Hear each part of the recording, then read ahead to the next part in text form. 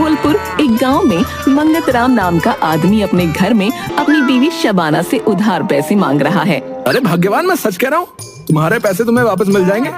व्यापार करना है मुझे, कोई पैसे उड़ाने नहीं जा रहा। सुनो, तुम पर पहले भी कई बार भरोसा करके मैं पैसे दे चुकी हूँ, पर मुझे आज तक पैसे वापस ना मिले। अरे भाग्यवान, मैं फंस गया था। जिंदगी भर हम इसी हाल में थोड़ी रहेंगे।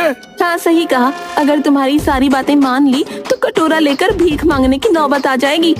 कभी तो अच्छा बोला करो, तुम बुरा बोल देती हो, इसीलिए तो मेरे सारे काम बनते बनते बिगड़ जाते। बुरा बोल देती हूँ इसलिए हमारे सिर पर आज छत है, नहीं तो हर बार बारिश में नहाना पड़ता। अरे तुम क्या जानो व्यापार को, तुम्हें खाना बनाने से फुर्सत हो तब तुम समझो। व्यापार में सिर्फ फायदा नहीं होता, कभी कभी नुकसान भी हो जाता है। हाँ। जी, इसमें फायदा नहीं नुकसान ही है। आप व्यापार करना छोड़ दो। अच्छा है मैं घर का खाना बनाती हूँ, नहीं तो तुम्हारे जैसा हाल हो जाता, भिखारी की तरह। शबाना, तुम मेरी बेइज्जती कर रही हो। तुम ये मत भूलो कि मैं तुम्हारा पति हूँ। व्यापार करना हमारी खानदानी निशानी है भाई, हमारे रग रग में बसा है व्यापारी। तो आप इसमें फायदा भी तो देखिए। चलिए, एक शर्त पर मैं आपको पैसे दे सकती हूँ। कैसी शर्त?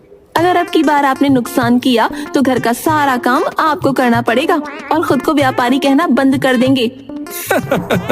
तुम ये मत भूलो, हमारी रगों में व्यापारी का खून है। शेर घायल हो सकता है लेकिन शिकार करना नहीं भूल सकता। तुम्हारी शर्त मुझे मंजूर है। ठीक है, फिर मैं आखिरी बचे हुए पैसे आपको दे देती हूँ। शबाना अपनी अलमारी से 50,000 रुपए निकाल कर मंगत राम को देती है। मंगत राम हंसता है।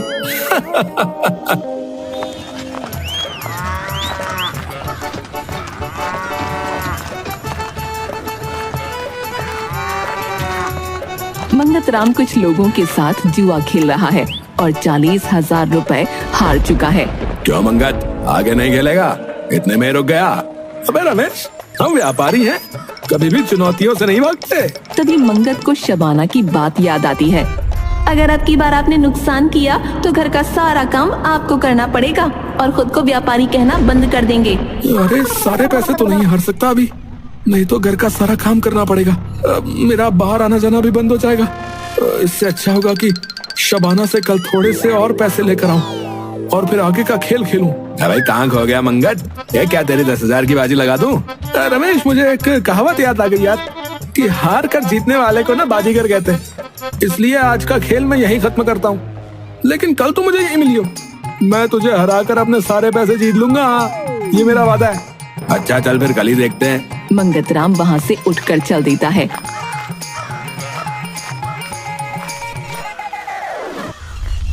मंगत राम को रास्ते में एक आदमी मिलता है जो अपने घोड़े लेकर खड़ा हुआ है। वो मंगत राम को रोकता है। भाई साहब, जरा रुकिए 2 मिनट के लिए। हाँ बोलिए। भाई साहब, मेरा नाम शेखर है, मैं एक व्यापारी हूँ, लेकिन मेरे साथ अभी अभी एक धोखा हो गया। कैसा धोखा? किसी ने मुझे बताया था कि यहाँ एक खरीदार मिलेगा जो घोड़े खरीद सकता है, और मैं यहाँ चला आया, लेकिन इस गांव में कोई खरीदार नहीं है। भाई साहब, आपको यहाँ आने से पहले उस खरीदार की पूरी जानकारी निकालनी चाहिए थी। मेरी उससे बात हुई थी फोन पर, उसी ने मुझे यहाँ बुलाया था, लेकिन अब वो यहाँ नहीं है। क्या आप मेरी मदद कर सकते हैं? मैं आपकी क्या मदद कर सकता हूँ? मैं अब इन घोड़ों को वापस तो नहीं ले जा सकता। क्या आप किसी खरीदार को जानते हैं जो इन घोड़ों को खरीद ले? मैं सस्ते में ये घोड़े देने के लिए तैयार हूँ। कितना सस्ता? अगर मुझे कोई 10,000 रुपए भी दे दे तो मैं इन दोनों घोड़ों को उसे दे दूंगा। अरे ये पागल तो इन घोड़ों को इतने सस्ते में दे रहा है, इनकी कीमत तो बहुत होगी। मैं इससे ये घोड़े खरीद कर महंगे में बेच दूं तो? भाई साहब, आप कहाँ खो गए? देखो, मेरे पास एक खरीदार है और उसे घोड़ों की जरूरत भी है, लेकिन वो बस 10,000 ही देगा, इसलिए मैं तुम्हारी ये मदद कर सकता हूँ। मेरे पास 10,000 रुपए हैं, तुम मुझे घोड़े दे दो, मैं उसे ये घोड़े दे दूंगा। हाँ, मैं तैयार हूँ भाई साहब। शेखर मंगत राम से पैसे लेकर उसको घोड़े दे देता है और कुछ दूरी पर जाकर पैसे गिनते हुए कहता है। अरे क्या बेवकूफ बनाया भाई है? ये पागल नहीं जानता कि ये घोड़े जो है चोरी के हैं।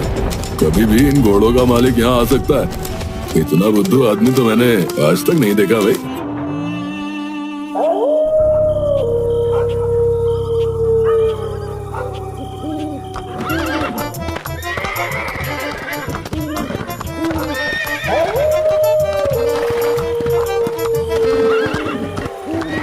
मंगत राम थोड़ी देर चलता है, तभी उसे रास्ते में काशी मिलता है। अरे मंगत, तू कहाँ जा रहा है और ये घोड़े तेरे पास कहाँ से आए रे? मंगत झूठी शान दिखाते हुए कहता है। अरे घर जा रहा हूँ और ये घोड़े मेरे हैं। मैंने नया व्यापार शुरू किया ना। पर ये तो बहुत महंगे लगते हैं। हाँ, एक घोड़ा पूरे 3 लाख रुपए का है। ऐसा ही है, तेरी किस्मत तो चमक गई। मैं भी आगे चलकर ऐसा ही कोई व्यापार करूंगा। मंगत राम मन में कहता है। यही सही वक्त है मंगत, बाजी खेल ले। अरे मंगत, कहाँ खो गया रे? नहीं, कहीं नहीं। मैं ये कह रहा था कि अगर तू चाहे तो मैं ये घोड़े सस्ते में दे सकता हूँ तुझको। नहीं यार, मैं घोड़ों का क्या करूँगा। व्यापार में जरूर करना चाहता हूँ, मगर किसी और चीज का। अरे ये तो हाथ से निकल जाएगा, कोई और पासा फेंकना पड़ेगा। अच्छा, मेरे पास एक और उपाय है। मुझे अपना व्यापार बढ़ाना है और मैं उसके लिए कुछ पैसे उधार लेने की सोच रहा हूँ। मेरी योजना है 10 घोड़े लेने की। क्या तू मुझे पैसे उधार दे सकता है? लेकिन उसमें मेरा क्या फायदा? अरे उसमें तेरा फायदा ये है कि 10 दिन बाद मैं तुझे वो राशि 2 गुनी दूंगा। 2 गुना? लेकिन मैं तुझे सिर्फ 3 लाख रुपए ही दे पाऊंगा। कोई बात नहीं काशी, इतना काफी है मेरे लिए।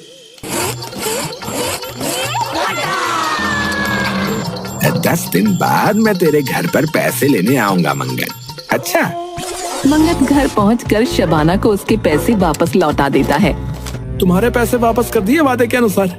अरे तुम्हारे पास इतने पैसे कहाँ से आए? मैंने तुम्हें कहा था ना, मेरी रगों में व्यापारी का खून है। देखो, सुबह मैंने तुमसे पैसे लिए और रात में तुम्हें लौटा दिए। हाँ जी, चलो मान गई। आज तो मैं जश्न मनाऊंगा।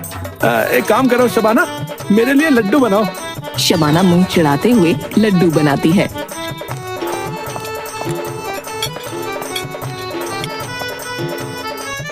मंगत राम भूखों की तरह सारे लड्डू खाकर सो जाता है।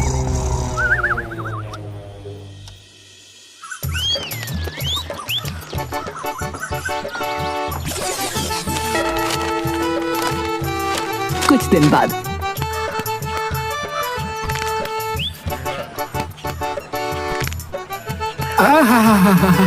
यही है जिंदगी, खाओ पियो ऐश करो। तभी उसके पास से काशी गुजरता है, जो मंगत राम को देखकर उसके पास आता है और उससे बात करता है। अरे क्या बात है मंगत राम, तू तो सही ऐश कर रहा है। अरे ऐश भी जरूरी है काशी। इतना बड़ा व्यापार संभालने के बाद शरीर को आराम की भी आवश्यकता पड़ती है। सही कहा, तेरे जैसे मेरा भी एक व्यापार होगा। तुझे याद है ना, कल 10वां दिन है। तू मुझे मेरे 2 गुने पैसे लौटाने वाला है।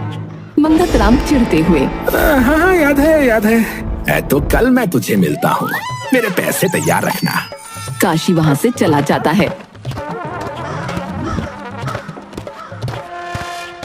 अरे ये तो मैं भूल ही गया था, मैंने इसके पैसे भी तो देने। अब इसके पैसे कहाँ से दूंगा? ये घोड़े भी नहीं बिके अभी तक। लगता है कोई नई योजना बनानी होगी। तभी वहाँ से मंगत राम का दोस्त विनोद अपनी नई मोटरसाइकिल पर चश्मा लगाकर गुजर रहा होता है। मंगत राम उसे देखकर आराम फरमाने लगता है। जब विनोद करीब आ जाता है, तब मंगत उसे बुलाता है। अरे विनोद, इधर आ। अरे मंगत राम, क्या बात है? आराम फरमा रहा है?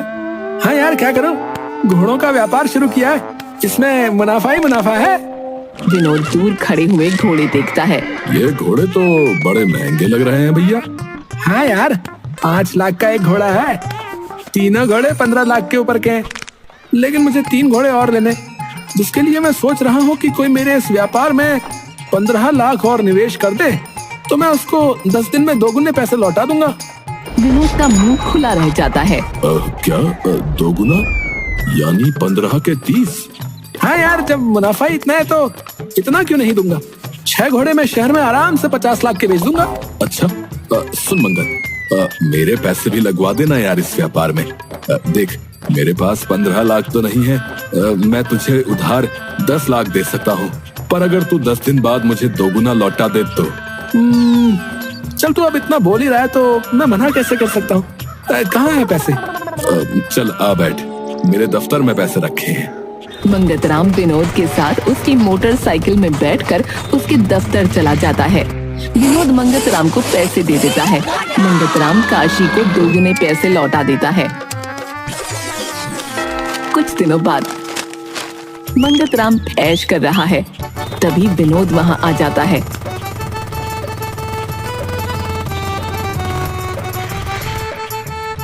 अरे वाह, क्या ठाट बाट है मंगत तेरे तो। अरे ये तो कुछ भी नहीं है विनोद, बस शरीर को थोड़ा आराम दे रहा हूँ।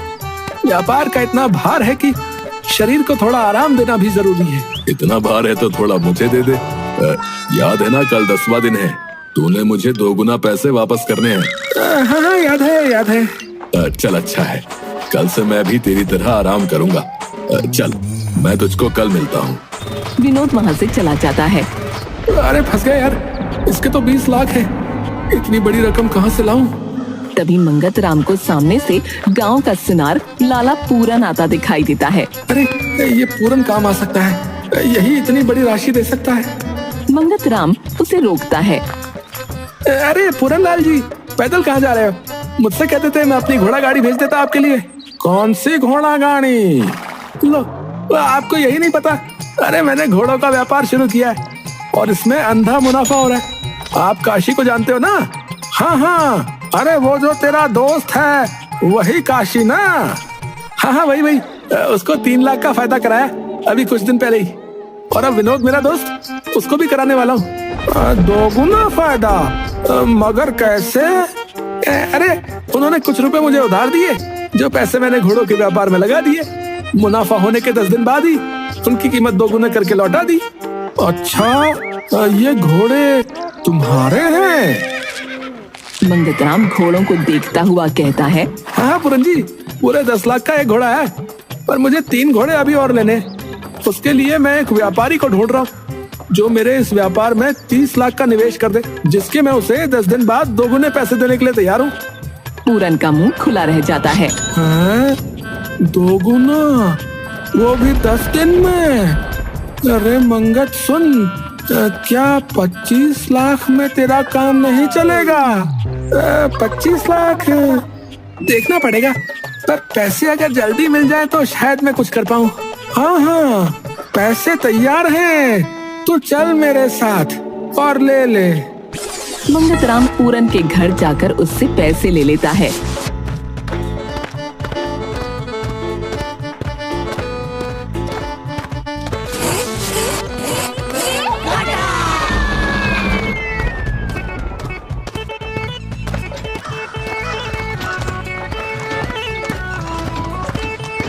मंगत राम विनोद को उसके पैसे 2 गुने करके लौटा देता है। कुछ दिन बाद मंगत राम गांव में टहल रहा है। तभी 2 लोग उसके पास एक तस्वीर लेकर आते हैं। सुनिए भाई साहब, क्या आपने इन घोड़ों को कहीं देखा है? मंगत राम हैरान रह जाता है, क्योंकि ये वही घोड़े हैं जो मंगत राम ने खरीदे थे। ये घोड़े? हाँ जी, ये हमारे घोड़े हैं। इनको एक चोर ने चुरा लिया था। बाद में हमें मालूम हुआ उसने ये घोड़े किसी को 10,000 में इस गाँव में बेच दिए। मंगत राम के पैरों के नीचे से जमीन खिसक जाती है। क्या हुआ भाई साहब, आप किधर खो गए? मैंने इन घोड़ों को कहीं नहीं देखा। अच्छा कोई नहीं, हम दूसरे लोगों से पूछताछ करते हैं। वो लोग वहाँ से चले जाते हैं। मंगत राम भागता हुआ अपने घर जाता है और शबाना से कहता है। शबाना, सब खत्म हो गया, तुम्हें मेरे लिए काम करना होगा।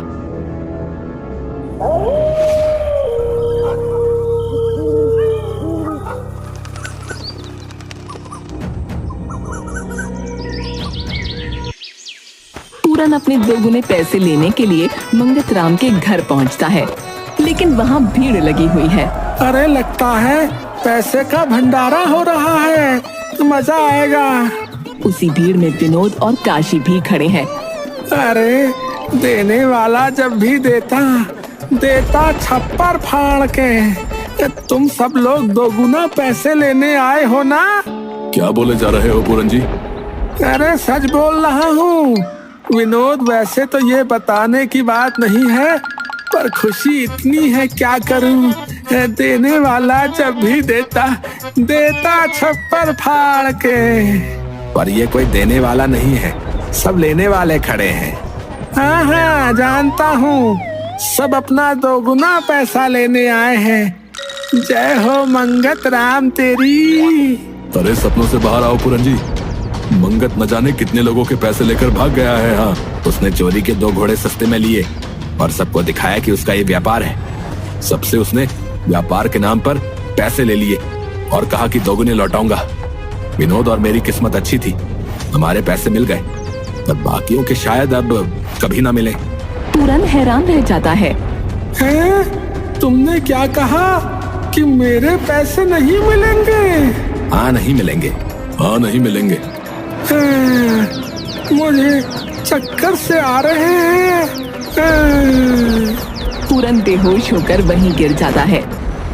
एक बड़ी सी कार में शबाना और मंगतराम शहर की तरफ जा रहे हैं।